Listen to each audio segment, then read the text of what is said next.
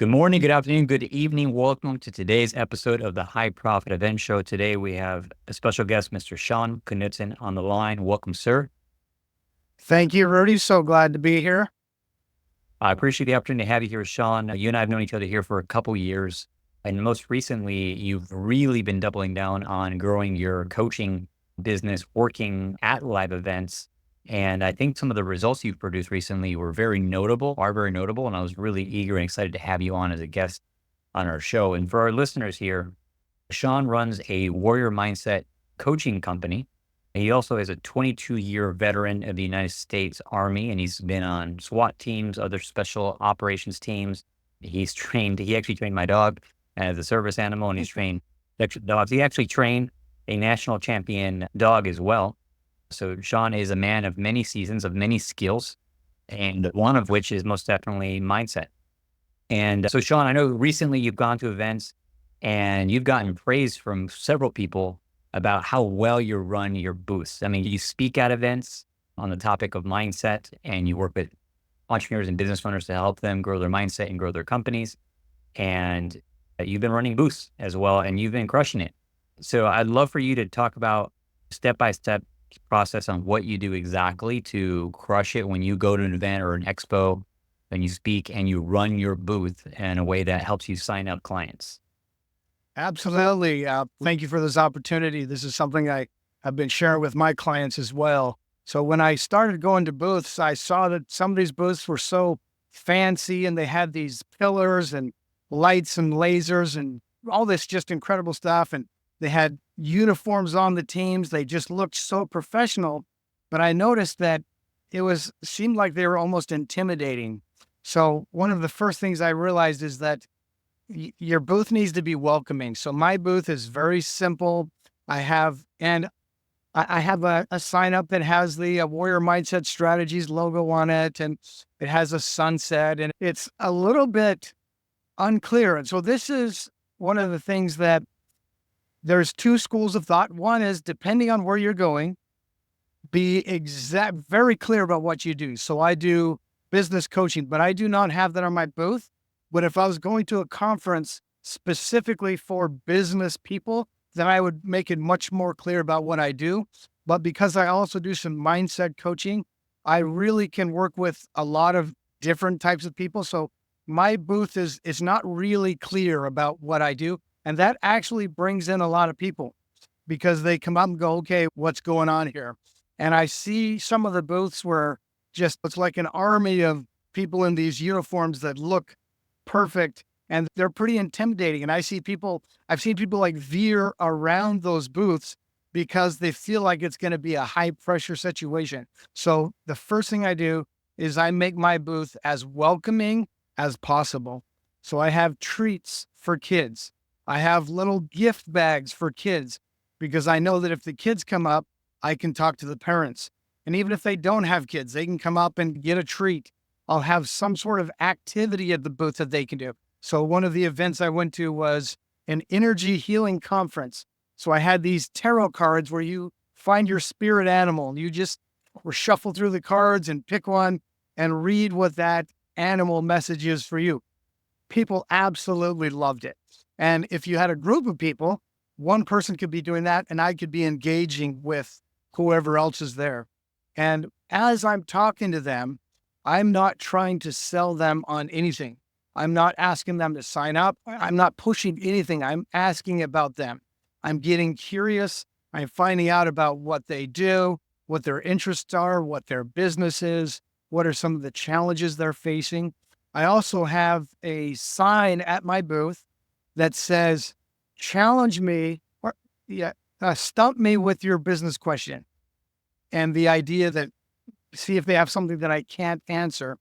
And I catch people a lot of times, they're walking by and they'll kind of pause and give my booth a side eye, almost like they don't want me to see it, that they're looking at that, reading the thing.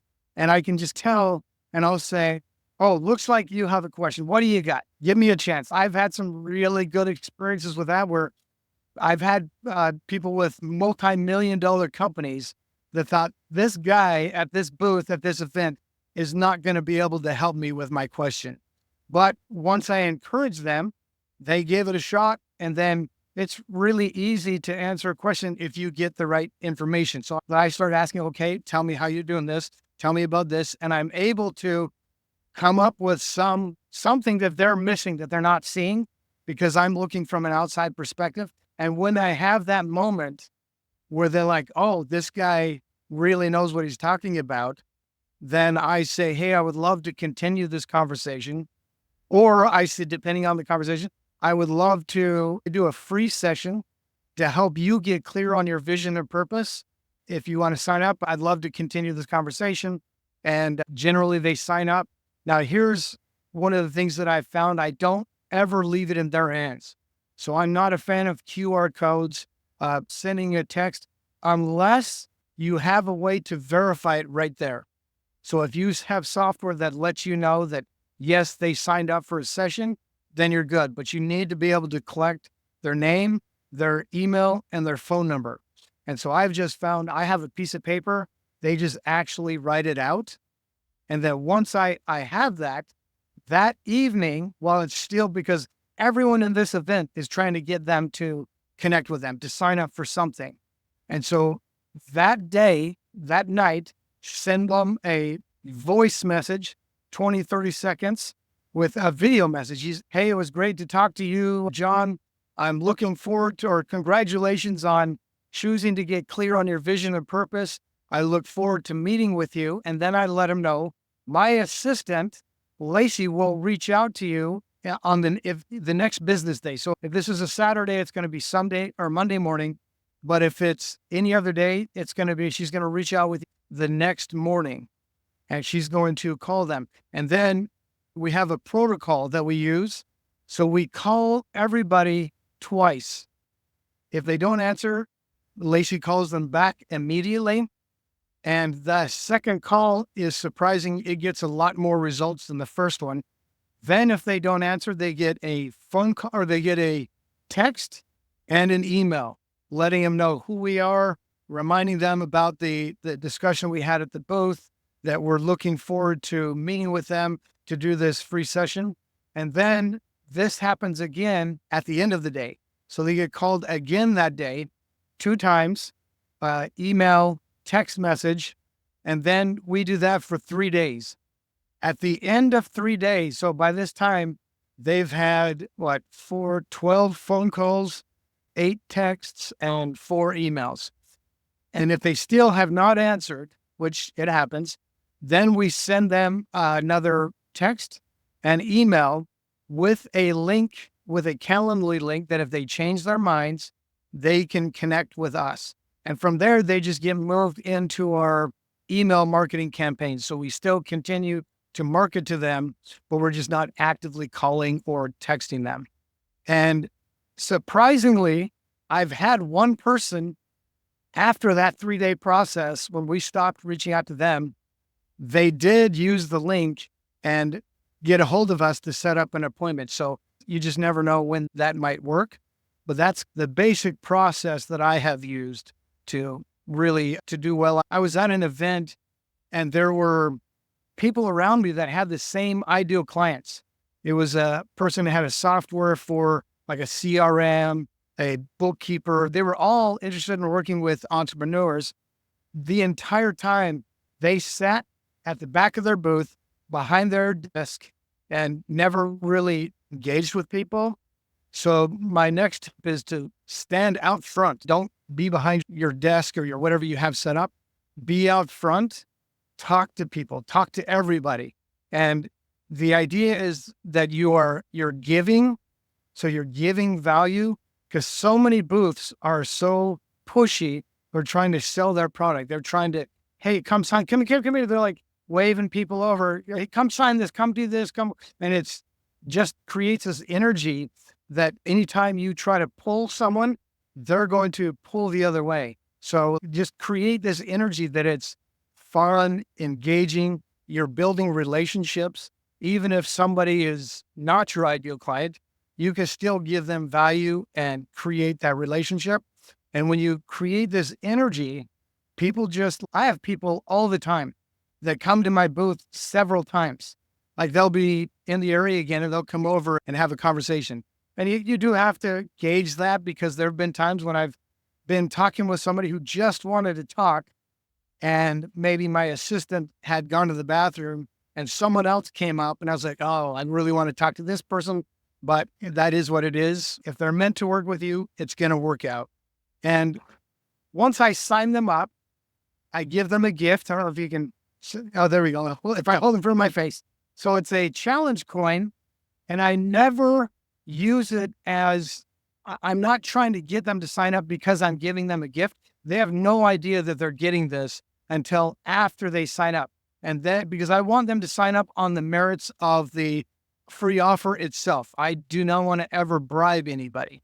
So once they sign up, I say, hey, today I'm also giving everyone that signs up this challenge coin. And I explain the meaning of it. So Rudy knows this because he's the one who shared it with me. It says memento mori, which is, remember, you must die. The idea being that you make the most of the present moment and you're grateful for the life that you had. So what I tell them is, if I'm ever nervous about doing something, I keep this coin in my pocket and I hold it in my hand, and I ask myself, on my deathbed, am I going to look back to today and wish that I had done that thing, or am I going to be grateful that I did it? And then I give them the coin. And it's been a little moving experience with them. It's able to connect with them in an emotional way, and they're able to take something. And then that also, the law of reciprocity applies. And I feel like because I've shared this moment with them and given them this gift, they're more likely to do the session with me.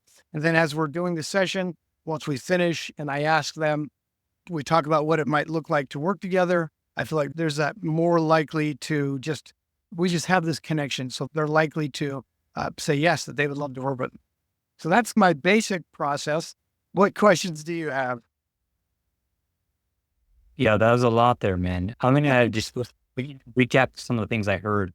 Okay. One is knowing who you are and who you're serving, and also adapting that. Like you mentioned an event that was about healing, you mentioned an event that was about business, and just Yeah, adapting your message and your offering to your audience. I found it interesting absolutely. that you keep your booth per se a little bit on the vague side Yes. to allow for curiosity, and then you engage them and communicate with them based on the audience and where they're at.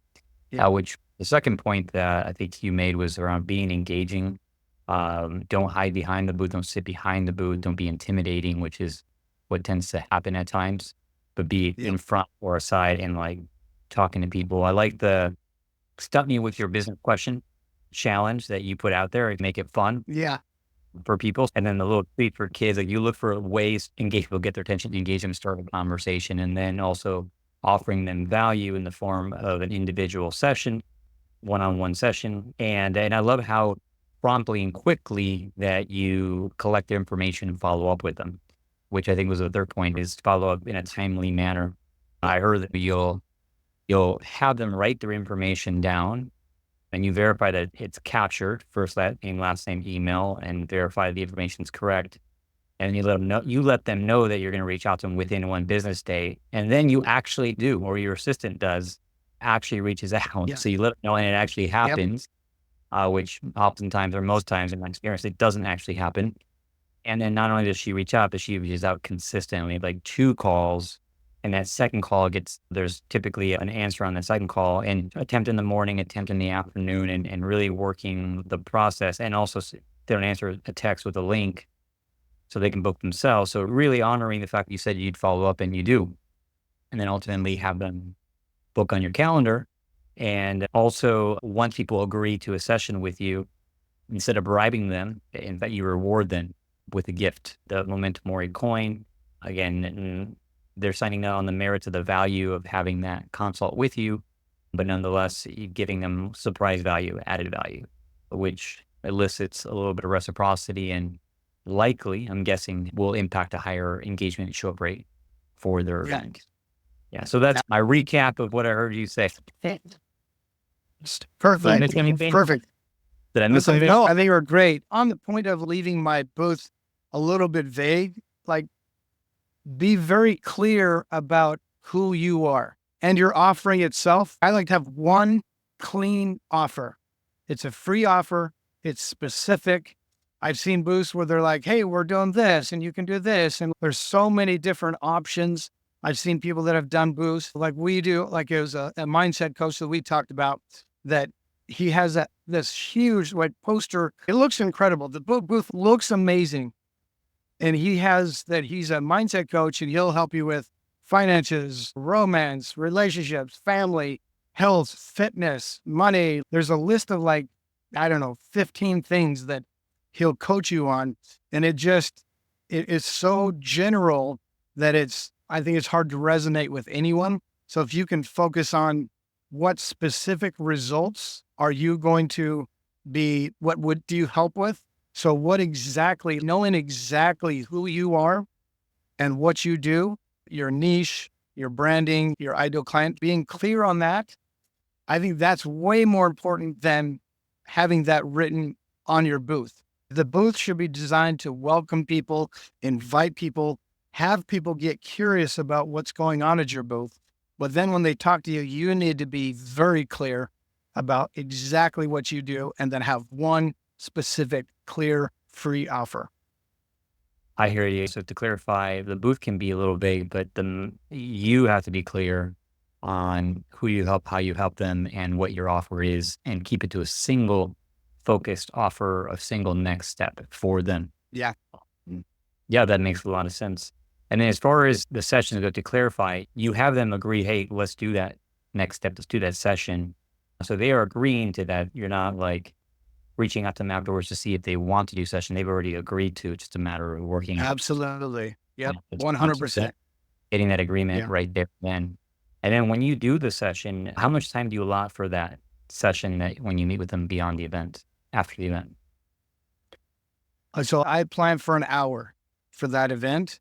And I typically tell them it's going to be a 45-minute session, but then I plan for an hour so that I have a 15-minute buffer. Like, let's say we're enrolling them or they're about close to deciding to do it. And I'll tell them like 45 minutes to an hour, but we plan on 45 minutes with that 15-minute buffer. If they have questions, concerns that we want to work through, we have that time. But then I honor the hard stop at 60 minutes. Perfect. Can you give us an example perhaps of how you communicate that session post-event? When I'm talking to them right there. Yeah, like say you have a business audience. So typically if it's a business audience, we're going to get into a business question because they're going to ask me a question and I'm going to start to ask questions about their business so that I can find a way to help them with what they're struggling with, what that pain point is. And so typically with them, I'll say, I would love to continue this conversation. I do a free session where I help you get clear on your vision and purpose, where we can talk about where you're at now and where you would like to be. And then typically if I've added value in a conversation, we've connected, typically they're going to sign up every time. Okay, perfect. Thank you for giving us that example. Yeah. And also speaking about signing up for a session, you very generously are offering our audience the opportunity to schedule a session with you so they can experience it firsthand. And what I know about you, Sean, is that, and you are a serial entrepreneur with decades of experience in various industries. You're a voracious learner and a student of personal growth and development, as well as business. And I think it'd be fun if you're our audience, you're listening and you want to try to stump Sean with your business question. We encourage you to schedule that discovery call with Sean. I'm confident there'll be value there for you. And if it makes sense, obviously you guys can discuss working together. Sean is brilliant when it comes to warrior mindset strategies. And I do believe and agree that 80, if not 90% of success in life is mindset and only 10 to 20% is mechanics. So if you're listening here, I invite you to scroll down. You can find the link here below the show notes, schedule some consult time with Sean. And also, Sean will include a link to your socials here as well around the episode. So you can also follow Sean. Sean, any final comments that you'd like to share with our audience as we start to wrap up? Yeah, just anytime you're doing this type of thing, just always have in your mind that you're wanting to build these relationships and be of service, to really genuinely go in with a mindset that I want to help people. I want to connect with people, not just to build my business, but just to genuinely be of service to those people that you're going to meet at that event. And people will feel that and connect with that. Awesome. Thank you, sir. Be of service. One of the quotes that sticks with me from my mentor, Tony Robbins, is life supports that which supports life. Focus on creating value, adding value, and the rest takes care of itself in a way. Absolutely. I love that. Thank you so much for being with on today. I really appreciate our time together. And we're going to go ahead and call it a wrap. Have a great day, everyone. Thank you.